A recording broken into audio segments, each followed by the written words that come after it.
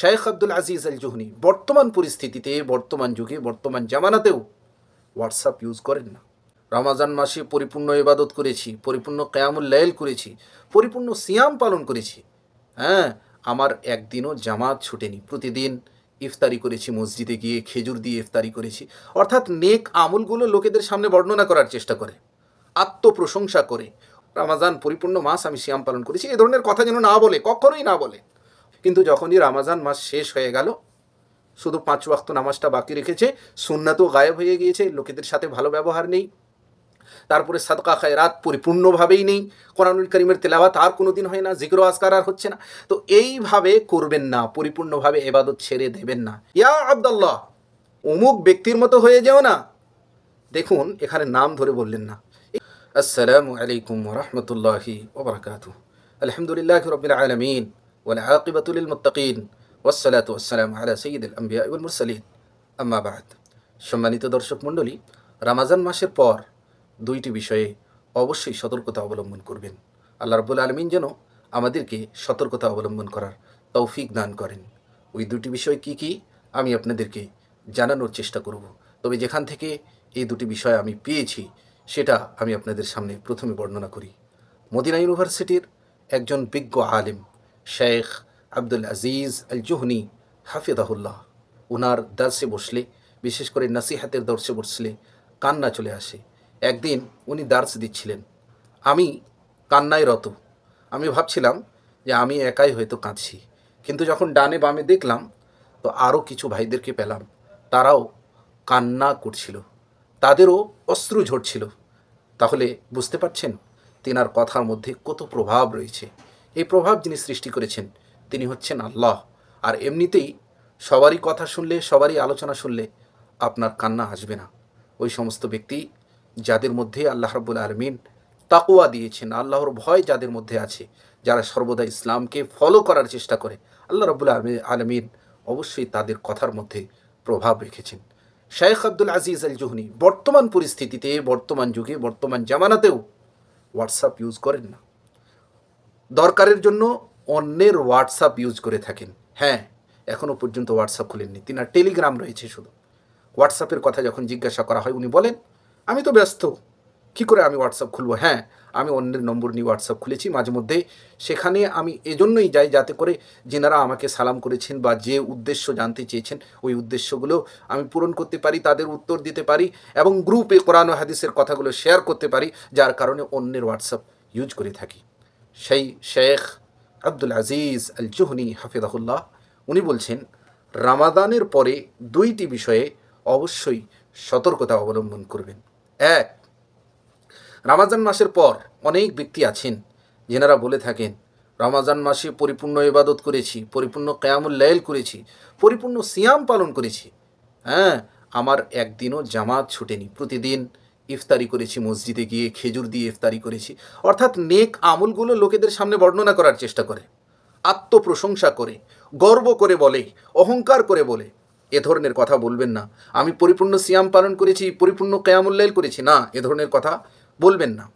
এক, কারণ এটা আপনার রিয়া হয়ে যেতে পারে, লোকেদেরকে দেখানোর জন্য হয়ে যেতে পারে। তার মানে কি, পরিপূর্ণ আমল আল্লাহর জন্য হচ্ছে না, অন্যকে দেখানোর জন্য আপনি করলেন। অন্যের কাছে যখন বর্ণনা করবেন, তাদের নিকটে আপনি ভালো হতে চাইবেন।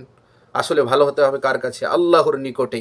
সারা পৃথিবীর লোকেরাও যদি আপনার উপরে অসন্তুষ্ট থাকে আর আমার আল্লাহ রাব্বুল আলামিন যদি আপনার উপরে সন্তুষ্ট থাকে, তাহলে পৃথিবীর কোনো লাট সাহেব আপনার কিছুই করতে পারে না। এজন্যই বলবো, এ ধরনের কথা বলবেন না। এর দলিল কি? দলিল আমি আপনাকে দেওয়ার চেষ্টা করছি। আবু দাউদ হাদিস নম্বর 2415।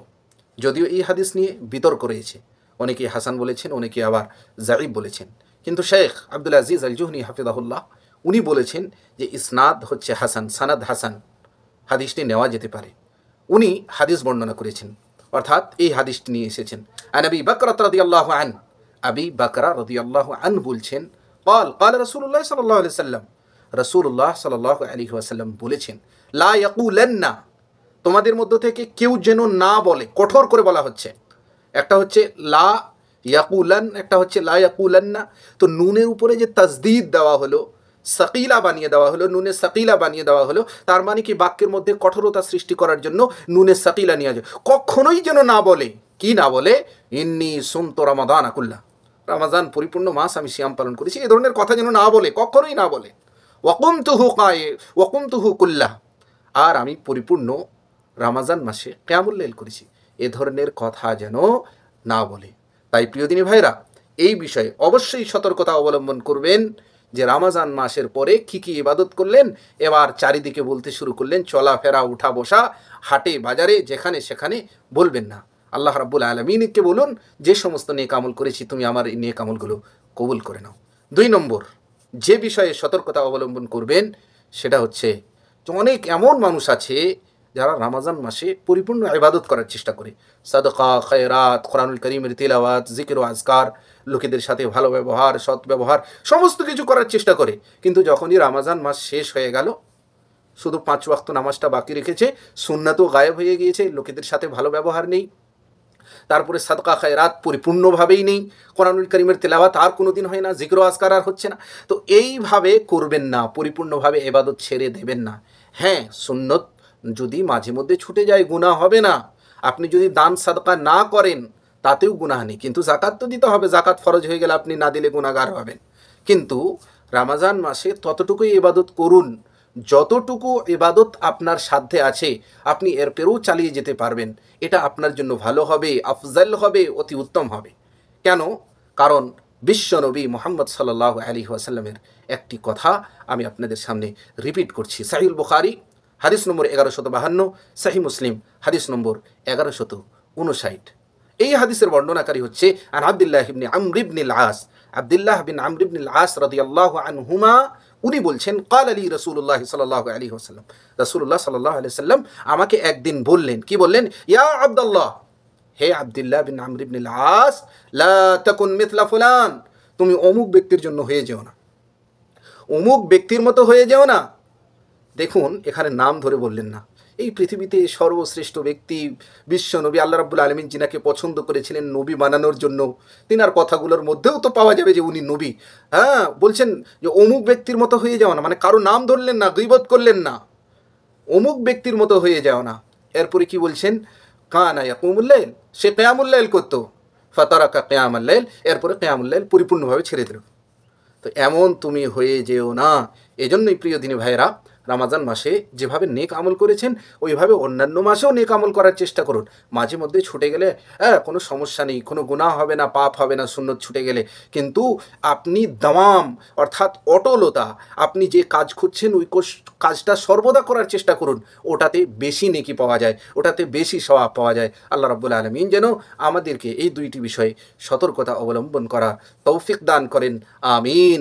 আকুলু কওলি হাযা ওয়া আস্তাগফিরুল্লাহ লি ওয়া লাকুম ওয়া লিসাইরিল মুসলিমিন। ওয়াসসালামু আলাইকুম ওয়া রাহমাতুল্লাহি ওয়া বারাকাতুহু।